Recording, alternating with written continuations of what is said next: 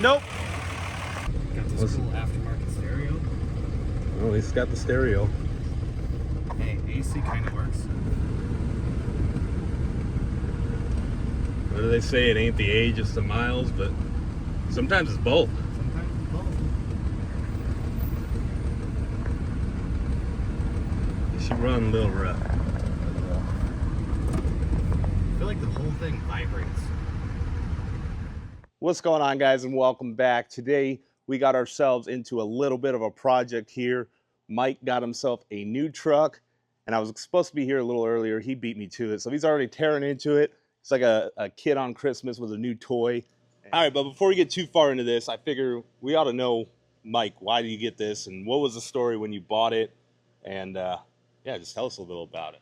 Well, I seen an ad on Facebook. It looked super cheap. It's pretty straight. You know, there's no rust from what I could see. I was told by the owner that it needed a new turbo. And sure, I had like a few, concerns leading into it. And I drove out to Death Valley with my dad and my kid. And guy was super nice. He had like a little farm with chickens and stuff. And let my kid just go like feed the koi fish. And it's like, all right, cool, And obviously it didn't start when I got there. So I had a few more concerns. And, he fired it up, and I checked for blow-by, and was getting ready to go, because, blow-by, no thanks, man. I need, something to drive. Yeah, you were looking for a little more of a ready-to-go daily driver. Yeah, I need a truck. So, I was getting ready to go, and as I was loading my kid into the car, he said, well, I'm still taking offers. The guy selling it? Yeah. Nice. And I said, you know what? Maybe we could do something here. And we managed to work out a good deal, and here we are. So you met him basically smack dab in the middle at $2,500. So he was asking $5,000. Yep. You got it for $2,500. Yep. Which, I mean, at that point, even for parts, it's really worth it. So I don't know. I guess we'll just tear into it and see what we can figure out. As you've seen in the beginning, we tried to do a burnout, won't do it, and she's got just a little bit of a blow-by problem. But for the price that he paid, what'd you pay for it, Mike? $2,500. $2,500. You really can't complain. So we got a few fixes that we're gonna try. Some of the free ones. The first thing we're doing, and what he's actually working on right now, is a valve lash adjustment. After that, we're gonna try doing the basic things: oil change, fuel filter change, go through, check some of the basics as far as fuel pressures and whatnot. And then we might even try a engine flush to see if we can get, the rings unseated, maybe if they're kind of beat up. I don't know. A little bit different than what I normally do, because normally just end up buying a new engine or building a new engine. This time we're going to actually see if we can salvage it before eventually building a new engine. Let's get into it. So what we're working with here is a 2004 Dodge Ram. What is it? 2500, two-wheel drive, unfortunately, or fortunately, depending on how you look at it. It's a single cab long bed. Of course, it's got the 5.9 Cummins automatic 48 RE. And guys, bear with me when I say this. You got to see the potential. You got to look at this with, rose glasses, or, glass half full, thinking, everything's super dirty. It's definitely been rode hard, put away wet. But Mike showed me this. This is kind of a rarity for the older Dodges. Look at that dash. It's in perfect shape. Nothing wrong with it. So we even have a carpet kit for this truck, because we had ordered the wrong one. When we initially did this truck, we had ordered a extended cab carpet kit. So all we got to do is cut it. It'll work perfect. We'll replace all this, and a good scrub down, and this interior will look actually pretty nice. The headliner's even in great shape, which again, kind of a rarity for a truck of this age. It's got about 220,000 miles on it. Overall, a good truck with some good bones that we're gonna go ahead and dive into and see if we can get it running good. So as you guys seen in the video, and we tried to get it to do a little burnout in the beginning, but obviously wasn't doing that. You can see she runs a bit rough. But right now we're gonna go ahead and we're gonna start with the basics, right? Now, I think the motor is gonna be bad. What do you think, Mike? Oh, where'd you go? I'm right here. Oh, so I think the motor is gonna be bad. What do you think, Mike? You think we're gonna save it? I think we can salvage it. All right, well, we're gonna try. The thing is there's a few things we wanna try before we're gonna just go ahead and say the motor's bad, or even, do a compression test. And the first thing on pretty much any motor, but, especially the Cummins, is to check the valve lash. We got our little cheat sheet right here. And we're gonna go ahead, because I've seen before where people have taken the rocker arms off, they've you know, done the valve lash wrong. A number of things could cause the issue. You could be missing the little plastic pieces here, and then the little piece falls off that goes on the valve bridge. So there's a couple things that could go wrong that could actually cause the symptoms that we were seeing. Have we checked the turbo yet? Nope, but she gone. Is she for sure gone? I mean, you could hear her screaming. Oh. Maybe we could take a look. Why not? Let's take a look. While Mike was underneath, I went ahead and pulled the intake off to check out the turbo. So we're gonna see how it's looking. I don't know. Doesn't look too bad. See if we got any play. She's got a little bit of play. Definitely not good. I don't know if that's necessarily all the noise. And yeah, it's got a lot of play. So I mean, I would say that turbo's not the best. One thing you can see for sure is this oil hasn't been changed probably in like the last decade. It looks like that stuff is nasty. It's pretty goopy. It's not super sludgy. I'll give it the, oh yeah, wait a minute. Yeah, you gotta get in there. Yeah, it's a little sludgy. So I don't have high hopes that we're gonna save this motor, but you know, you gotta try. You gotta give it the old college try. So what he's doing now, he's got a 14 mil wrench, and what is that, a 6 mil Allen? Yes. And he'll basically use that and a feeler gauge to adjust this rocker arm. Okay, so we're a little out of adjustment here.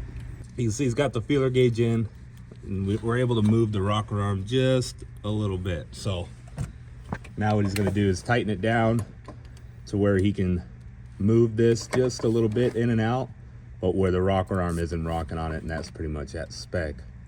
Again, we're gonna do 10 thou on the intake valves and 20 thou on the exhaust.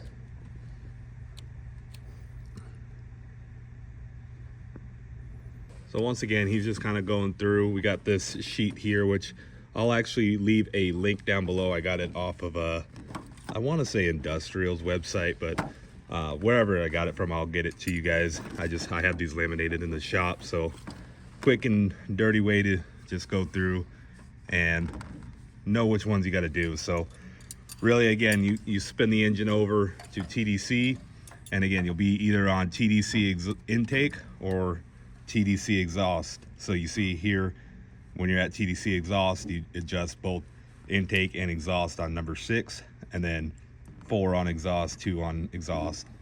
And you know, again, pretty easy to follow, and you have the specs for what to set them to. Once again, 10 and 20 is pretty much a go-to from stock trucks all the way up to the high horsepower stuff. The only time I've really had to mess with the valve adjustment to different adjustments is on one engine where the cam timing was a little tight, the cam timing and piston protrusion, and you can kind of cheat that by adjusting the valves different. But you know, I digress. On a stock engine, 10 and 20 will do you real nice. Any loose so far? All of them. Nice.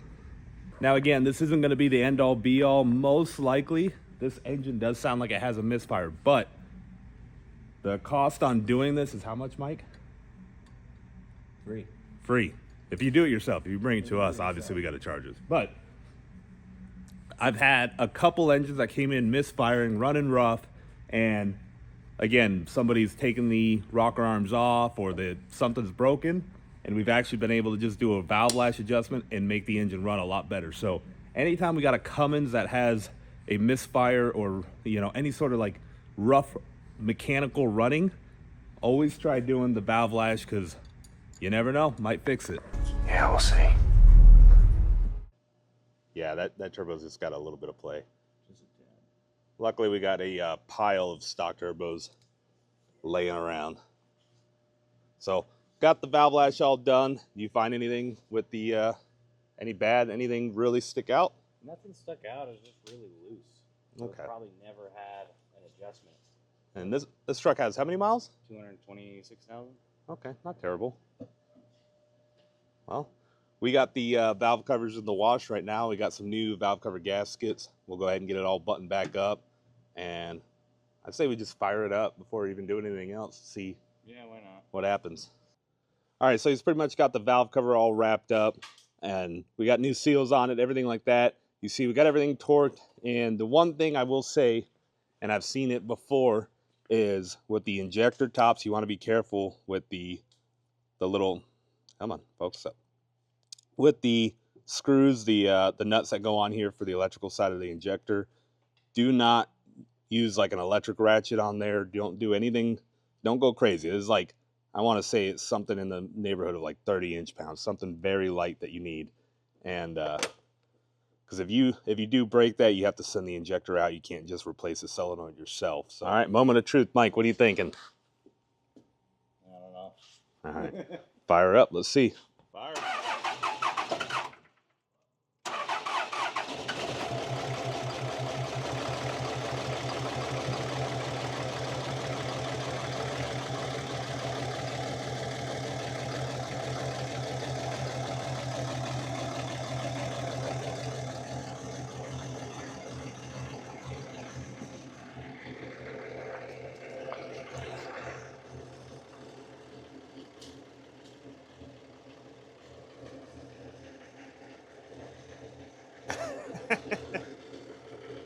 All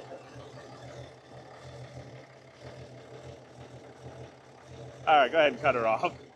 Well, we tried. Again, a little bit of a Hail Mary thing. Just try it out. Might as well. Now I think we should do some actual diagnostics, get the computer on it, and let's see. Maybe we can at least narrow down which cylinder we have a problem with. So now what we're going to do is go ahead and do what we probably should have done first, is scan for codes and then do an injector kill test. See if we can at least isolate our dead hole. Because again, I'm pretty sure we got a dead hole. So what codes did we have there? Ambient temp sensor, map sensor voltage too low, and then ECM, PCM power supply intermittent. So, all right, nothing necessarily that'll cause a running issue. No. Depending on your scanner, it'll be in different spots, but here we got our injector kill. It'll kill different cylinders. So really what we're doing is isolating which cylinder by killing the injector and seeing how it affects how the engine runs. So we'll go ahead and fire it up and start killing cylinders.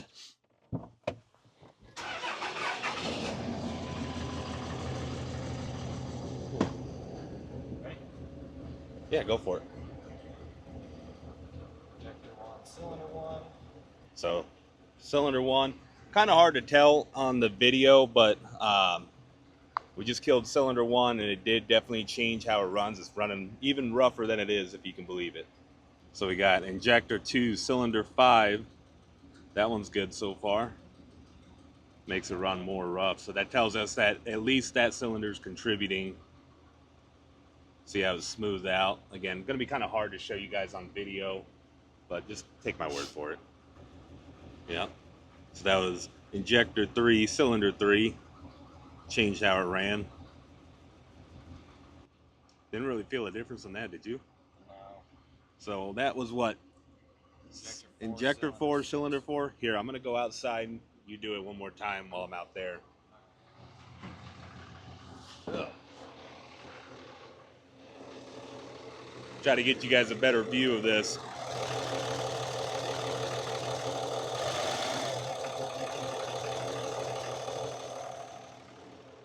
So I know it might be kind of hard to tell, but basically when we killed that injector, it didn't make a change in how the truck runs. So that kind of tells us at least that hole might have a problem. Go ahead and do the rest of them. Injector 5, cylinder 2. That was the one? That was injector 4, cylinder 5. Or, yeah. Yeah, I wish I would just say what cylinder. I don't care what injector. Yeah. That one's good. Yeah, that's it. I think it's So, 1 or 2. which one was it? So when we started, injector 1, cylinder 1, and injector 2, cylinder 5, those were like our biggest changes. Well, which one didn't change? That's the one we're looking for. Oh. The one that didn't change tells you Was, that's the one that's not contributing. Okay, so we got cylinder 6 is our dead hole. All right, guys, and just real quick, I want to pop these injector connectors off, and I want to show you how you can kind of quickly identify a dead hole on an engine when just by it cranking. Can you crank it over?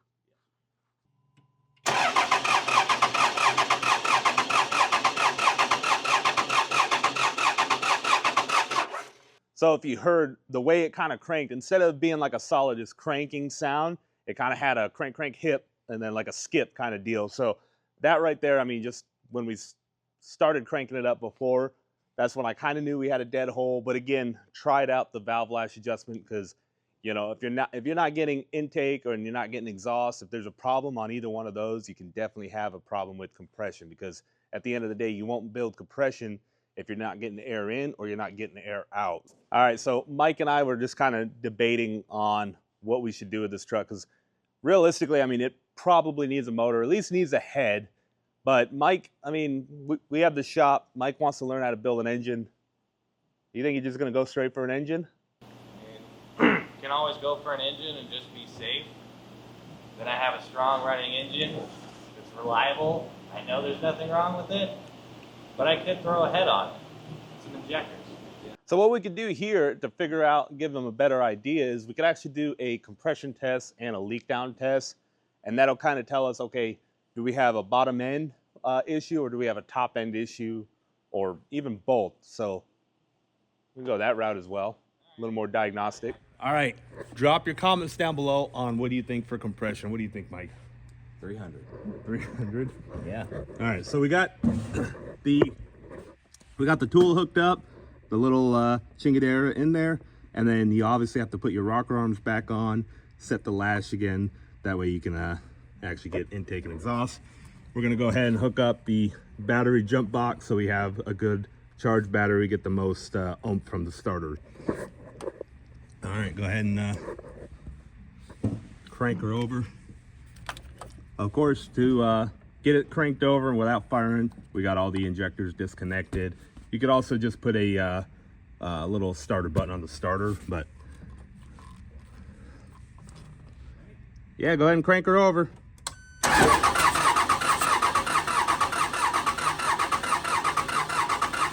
Hang on, I messed it up. Go ahead and crank her over.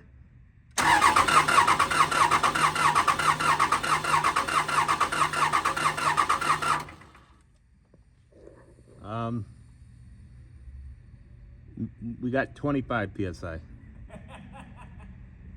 Oh, great. Now we can rip the engine out. Well, let's do... All right, so we know we got low compression, so what we're gonna do now is put some air in the cylinders and see where the compression's going. All right, so we're gonna do kind of like a quick and dirty leak down test.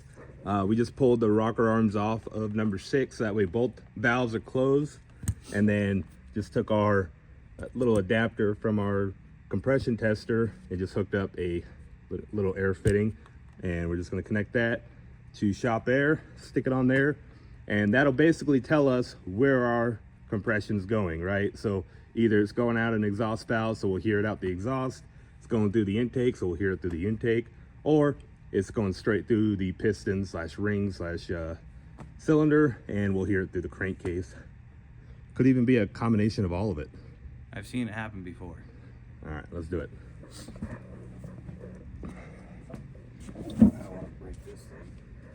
Oh yeah, not again. Thanks.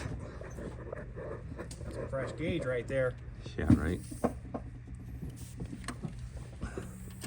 Now, to do a proper leak down test, you would roll the engine over to TDC with everything hooked up as it would be in a running condition. But again, we know this engine's pretty well done. We're just kind of doing our checks and kind of get a verification before we tear down, and also to show you guys. Ready? Yep. Oh yeah.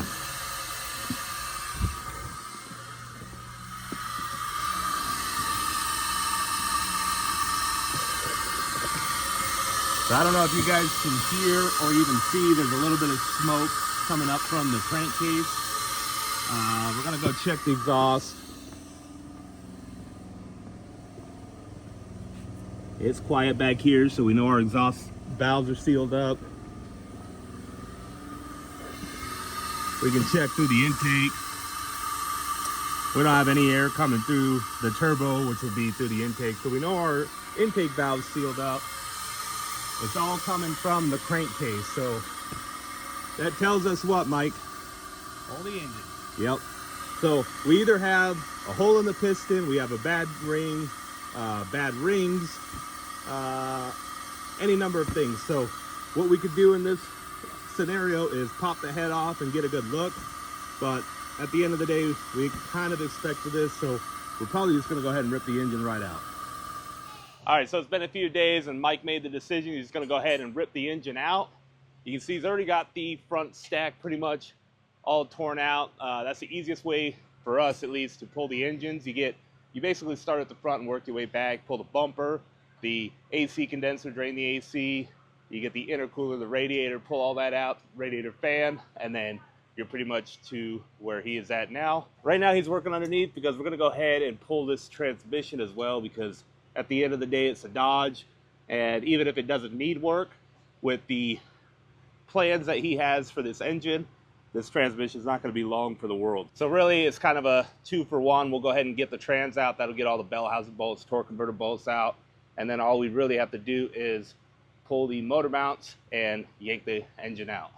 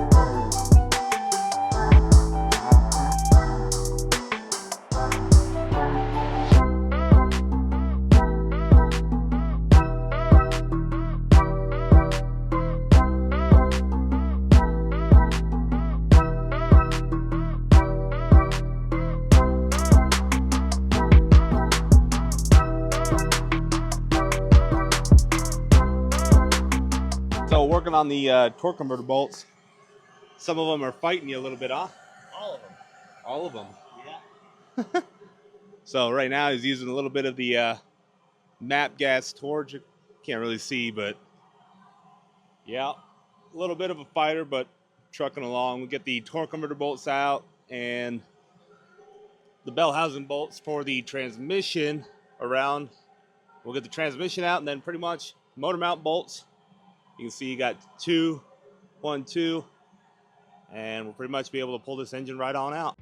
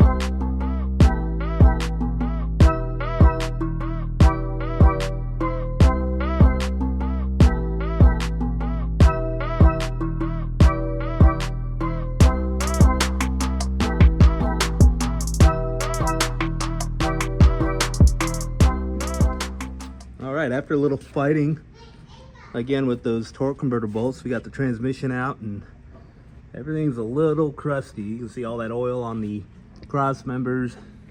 That transmission real dirty, and at least this converter's been replaced. Looks like it's got a date on here, 3/17/16. Not surprising being a Dodge, but look at that frame. Even though we had washed it down with a pressure washer a few days ago, there's still a lot more, and we'll be able to get a lot more cleaned up with everything out of the way. So transmission tear down and build will be another video, but for now we're going to go ahead and get the engine out. So once again, Mike's got most of everything ready to pull out. We just have a couple more things. We got a ground wire over here, motor mounts, our downpipe clamp.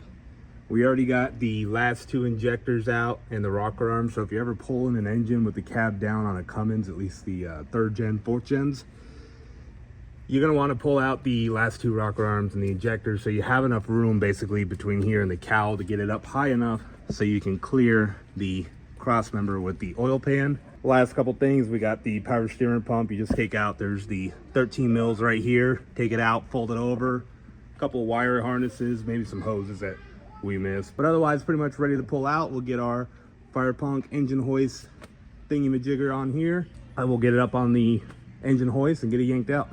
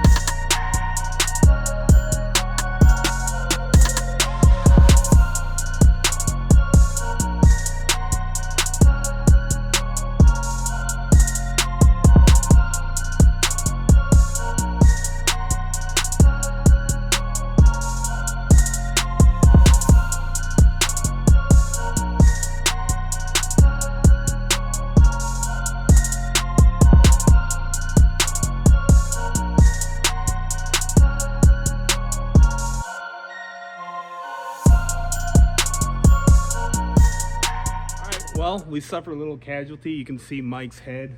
Definitely needs some hood shocks with his hood because it came down, and unfortunately, we got it pretty good. So I spared you guys the gory details of what it was before we put the bandage on, and kind of ran out of bandages. But anyway, It'll buff out. yeah, it'll buff out. And now you're committed to this truck build because you got blood into it. Yep. So no truck build, or no build in particular, is complete without some blood in it. But as always, pulling the engine is a exercise in finding out what you forgot to unplug and what you left bolted in. But we got it out, and now in order to get it onto our engine stand, we have to get the forklift, which luckily we got a space because right now we got all the trucks in the shop. So we need the forklift to grab it off the engine stand, or the engine hoist, to get it onto the stand. And again, big shout out to Firepunk. These mounts work awesome. You can see this is a fully dressed 5.9 with pretty much everything on it, fuel system, accessories, everything, and it pulled it out no problem. I mean, if you forget to unplug things, I've pulled up the entire front ends of trucks with these, and same thing goes for this Harbor Freight 2-ton hoist. Probably about the best dang investment we got here. So I'm gonna go ahead and grab the forklift, swap this over to the engine hoist, or the engine stand.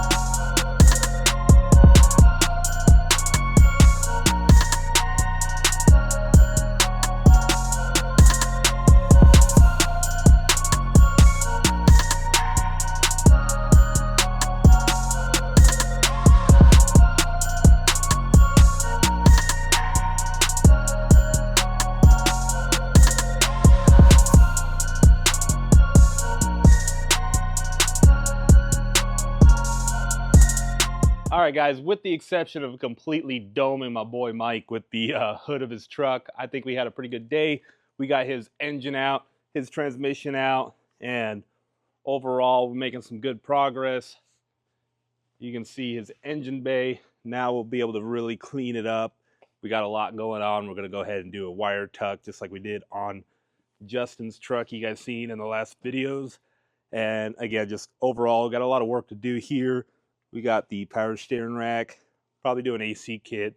Again, just a lot of cleaning up, getting rid of the insulation on the firewall and everything like that. I kind of feel bad because I am a little bit of a bad influence because Mike was supposed to buy himself a daily driver and he ended up in a project, which you guys have seen time and time again is something that I find myself doing a lot. But overall, I mean, with this project, he's going to learn a lot, and hopefully you guys learn a lot because again, we're going to be doing a full engine rebuild, a transmission rebuild. We got a bunch of work to do on the truck itself, and we already got a laundry list of parts on order for this build. It's going to be awesome, guys. Trust me, we're working with some great guys, Smedding Diesel, Dynamite Diesel, PPE Diesel, and of course, a few others. What will be really cool about this as well is as we go along, all these parts that we're going to use on this build, you can buy at frankbuiltperformance.com. Again, guys, if you do want to support the channel, check out frankbuiltperformance.com. We got all your parts for your Power Stroke, Duramax, Cummins, performance parts, repair parts, a bunch of parts from all your favorite brands. And guys, if you don't see what you're looking for on there, just hit me up. Chances are I can get it for you. So with that, I think we'll wrap the video up here. In the next one, you'll see we're going to tear down the engine. The one after that, we'll probably be tearing down the transmission, maybe even building it. Again, we got a ton of cool parts coming. This thing's going to be awesome. And guys, if you stuck around this long in the video, I really appreciate it. You are the MVP. But guys, if you haven't already, please hit the like button down below. It really helps, especially as I'm getting the YouTube thing going back, you know, the algorithm, all that stuff. Hitting that like button really helps. And if you guys are looking forward to this build and the other builds, of course, that we got going on, and you're not subscribed already, you guys already know I'm going to give you some crap for it. Like, what are we doing? Like, let's get subscribed down below. I appreciate it, guys. And, you know, hit the notification bell while you're there. And again, guys, if you want to support the channel, check out frankbuiltperformance.com. And with that, we'll see you next time.